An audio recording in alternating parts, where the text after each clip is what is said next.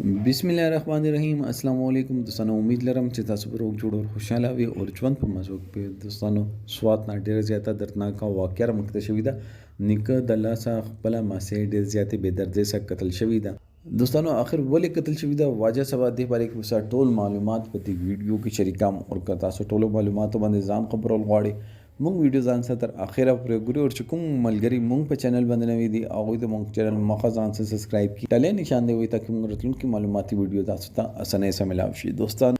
خلک وایي چې زوینه ماسه چې وي هغه ډیر زیات خوږ وي دغه نیکه خپل ماسه سره ډیر زیاته مینا کوله آری وځي کې دغه ځان سره ګرځوله د ماسه خپل نیکه سره د کیده ماشومه وا نیکه تماچا راخستی دا تماچا یې سپک کوله ډاز وشلو او ماشومه په سر باندې ولګدل په موکه باندې مړه شوله دغه دا کار جنبوج کې نه دی کړي خو دوستانو سوال دغه دا که څوک تماچا راخلی او هغه لوټ پرې دی غلطي دی هغه دا که تاسو خپل کور کې اصلاح کې دی پکار دا چې هغه حساب سره تاسو پریکاشنز هم واخلئ کنه بیا تاسو ته کور کې اصلاح کې خوستلو ضرورت نشته ولې چې موږ چې کوم معاشري کې اوسېږو اصلاح کور کې موږ د پر مجبوری ده ولې دا داسې معاشره ده چې څوک په کور کې خوشاله نشي لیدل او وی دا کوشش وی چې څه طریقې باندې دوی باندې موږ غام راولو نو دوستانو هغه تماچا چا دوی کور کې لوډ یې شي ونه پکار وا چې ټولو خلکو ته پاته وا چې دا تماچا لوډ ده یا هغه تماچا به صرف ایو کاس استعمالول چې هغه زین کې وا چې دا اوس د ټیم کې لوډ دا د صفا کام خو دوستانو عموما انسان دا هغه په ذهن کې سل مسلې وي روزمره بنیاد باندې هغه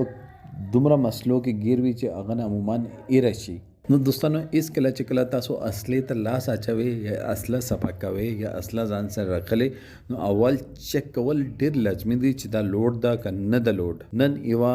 ګل غوندې ماشوم چې دا هغه نیکو ورپسې لیوانې شوی دی نیکو ورپسې هارت اٹیک وشلو هغه هم وفات شو دومره زیاته مینه وسه کوله خو انسان ډیر زیات کمزوره چیز ده غم هغه نشي برداشت کول او بیا داسې خوږه ماسه چې هغه اوس دومره مینه کوله او هغه د الله سره غلطۍ سره هغه قتل شوله او بیا ورپسې هغه د دنیا فانی نه لاړل نو دوستانو موږ ته پکار ده چې کور کې اصلاح کیدو نو ډیر احتیاط سره بیا به ډیر احتیاط کوو دوستانو دې باره کې تاسو سره دا کمنټ سیکشن کې خپل رائے ضرور وکړئ والسلام